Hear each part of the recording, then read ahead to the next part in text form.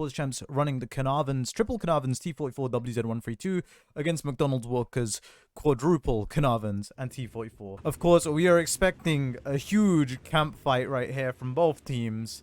This is not going to be looking good. We did manage to get the team sorted out. Can't guarantee it will be sorted out for the entire tournament, but we'll see how it goes. The meta on this map has always been playing the one-line cap. Playing two-line cap has been very rarely turned out to work properly.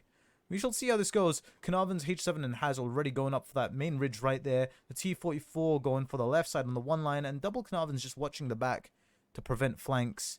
Over on the other team, of course, T44s and Carnarvons are just pushing straight up towards Cap 1. The WZ going around the right side. Has the WZ been picked off already? No, they're blind firing the buildings and blind firing the bushes by the looks of it. Here we go. The push on the Cap has begun. Obscene and Dan have gone right into the Cap, tucked in the corner. They're going to try and look at getting counter shots on War.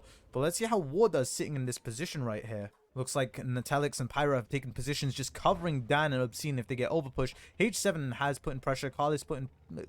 moving up into position now to support. Ink already getting shots in. War getting shots in. Pyra going for the counterplay against War here, trying to keep him under control, essentially. It looks like he's about to peak for the Carnarvons. Yes, he is. Will he sneak a shot in? H7 taking a shot there from Tedster. Let's take a look at what Tedster's doing over here. Taking this wonderful position here, which I'm a huge fan of right here in this bushes, which gives you perfect shots for resetting base, actually. Not so good for attacking. Much better for defending if you can sneak a light round here. War already down to 700 HP. This is not good for War. However, also not good for Tedster is the fact that Carlis has come right round this corner for Tedster and smacked one right into the back of his tank. Will the double Khans, Obscene and Natalix, I believe it's Natalix, realize that they can get shots into Carlis? Yes, they do. Unfortunately, it's a tiny bit too late. Tedster down to 198. It looks like Has might finish him off. There we go. Has does finish off Tedster. Good shot from Has right there. This is not good because now Carlis is going to use the exact same position we were just going over to counter Obscene and Dan. Let's take a look at this real quick, shall we? Of course, Pyra going for the counterplay against War. He needs to win that front if his team wants a chance at winning this. There we go. War goes down to Pyra. Here's Carlis getting shots into the Cap. Dan's a one-shot now. Dan is going to go down. The Carnarvon's 5-second reloads being amazing. Has also making a push around the corner. H7 moving into position. It looks like all of McDonald Workers are starting to move in now. They smell blood in the water and they're going for it. However, they're going to be very careful. It looks like we just had Pyra and H7 take each other out. Let's take an instant replay look at that.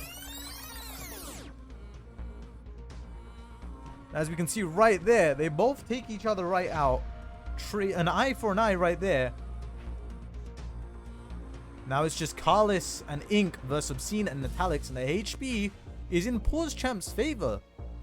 Surprisingly, PauseChamps going in on this thinking they were going to get obliterated by H7's team here, McDonald Workers. Obscene making the push for Carlis. Carlis on 400 HP, Obscene on 892. Carlis is down to a one-shot. And there goes Carlis. Obscene on 586 HP. Going for the play right there. And now it's Ink versus Natalix and Obscene. Will he manage to make this?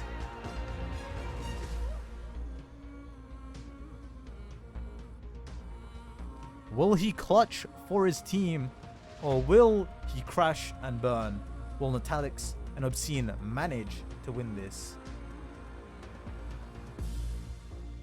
Possibly a bit of over-angling there. Will Obscene manage to get the shot in? Yes, he does. Ink down to 862 HP. Natalix closing the distance, and I don't think Ink realizes.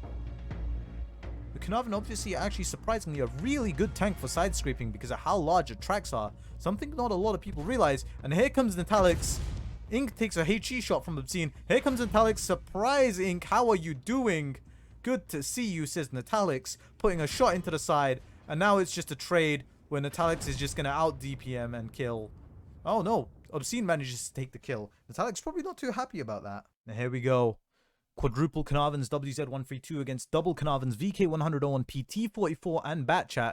Do we have the team colors the right way around? Yes, we still do have the team colors the right way around. It's a miracle, ladies and gentlemen. Here we go. Now, PauseChamps, one up against McDonald Workers, defending against McDonald Workers. Will McDonald Workers be able to win this? They're taking a VK. I'm expecting some crazy shielding tic-tacs here from the church position, or against the church position from H7 in the VK, or it might just be a meme. We shall see. Now, the quadruple Carnarvon's definitely a force to be reckoned with. I'm assuming every single one of these Carnarvons is running turbo. Let us find out. Turbo, turbo, turbo, turbo. They are all running turbos. Equipment 2.0 definitely being a huge benefit to the Carnarvon, allowing it to go HP boosted and turbo, allowing it to play much more aggressive than it used to be able to do. Let's see how this goes. Of course, McDonald Workers still the favorites for winning this tournament. However, if they do not pull their socks up and win this match, they will be out of the tournament very early on, and it would be a huge upset. And I assume Pyra, Tedster, Natalix, Obscene, and Dan will have some crazy bragging rights. Here we go. WoT's going for the red line over here. Already getting a shot into Natalix. That's not good news for Natalix. H7 going down the red line as well. This is a very interesting play right here. Ink, Has, and Carlos playing relatively reserved. Ink's putting a bit of pressure on the cap. Has watching the rear for a counter flank. Carlos just sniping for now. And it looks like all the Carnarvons are playing on the left side here. And the WZ132, well, actually, we've lost sight of the WZ. Where has he gone? Here he is all the way in the corner. This is why we didn't realize him. Did he disconnect? No, he is alive. He is alive and well in his WZ, lads. Take a look. Dan trying to work this angle here to get some shots in. Now, of course, I've seen H7. H7 bleeding a lot of HP already. Down to 900 hit points. This is not good news for H7. However, he is pushing forwards, running turbo on a VK. I don't know if that was a smart idea. I don't think it would have made much of a difference. Down on 700 HP, he's managed to get to where he's trying to go to. The question is, what can he do from here right now? Already down to 700 HP. At close range, where people are going to be easily sniping that Cupola. Tedster making a play now down the other side, because of course the enemy team know where the majority of their tanks are now. Ink making a push for the cap circle by the looks of it. Carlos watching the left flank. The Batchat and the T-44 by the looks of it prepared to push straight down the one line. Metallic's taking a bit of damage. Dan taking a bit of damage. But Obscene and Pyra still for the most part on full hit points with their boosted Carnarvons. Obscene trying to side scrape that angle to get side shots on the VK right here, and of course it's working out wonderfully. H7 already down to 400 HP. This is not good news. And as the chat is saying, Team 1 losing to Team 3 in reload. Definitely not good news here. H7 down to a one-shot with very minimal damage in return. He is actually sitting on 0. This is very bad, and I assume a reload are going to have a hell of a time picking on H7 for this one. Down to 0 HP, 0 damage. Ink starting to take side shots from Tedster. He knows he needs to get out of this position soon. He can't hold here for much longer, otherwise he is going to suffer the exact same fate, and he's actually been ammo racked. Suffering the exact same fate that H7 just faced, getting crossfired, losing all his hit points very quick. Has and Carlos realize the emergency here, going for the push on Tedster. Tedster trying to run for his life. Has going for the clip, putting his shots in. Carlos trying to make a move as well. Of course, taking that position that Ted was in. And of course, as we said earlier, this position only works well if your team is defending against capture on base 1. It doesn't work so well, and of course, Carlos knows this, so he's pushing straight past to the next ridge. Let's see if we can see what he's doing here. Of course, it's a very strong hold down position he's approaching. Will he take the position and start farming Obscene, Dan, and Natalix, or will he start moving for Pyra? It looks like he's going to start moving for Pyra, possibly going to get crossfired here by Tedster and Pyra, which is not good news for Carlos. I don't think he even realizes what's about to happen any minute now. Meanwhile, on the other flank, War still playing very careful.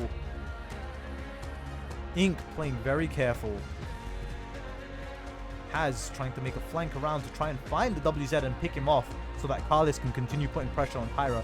However, it doesn't look like it's going to work out. Pyra's just started to commit for Carlos. Tedster's trying to put some pressure on. Will Tedster manage to get the shot in? Yes, he does. Carlos down to 133 HP, and Pyra finishes him off with 2 minutes on the clock remaining. Has finally managed to make the flank. Too little, too late for Carlos. Now it's just Ink that needs to get overpushed by Obscene and Natalix. Will they do it? Dan heading back for unnecessary reasons, if I'm honest. Ted and Pyra should be able to hold off the Batchat, and Nat and Obscene should really just push out on Ink right now, in my opinion. War trying to make a play for Obscene, but Obscene just saying, no you don't, stay right there, you can't move any further, putting shots in. Nat also returning fire. Obscene, Dan, and Natalix holding War and Ink from doing anything. War goes down to Obscene, and now it's just going to be a simple matter of over pushing. And in the meantime, the bat chat on the other side of the map has been taken out. And here we go. Ink knows it's up. He's given up. No point at this rate. PauseChamps coming in and winning the match. 2-0, moving on to the next round.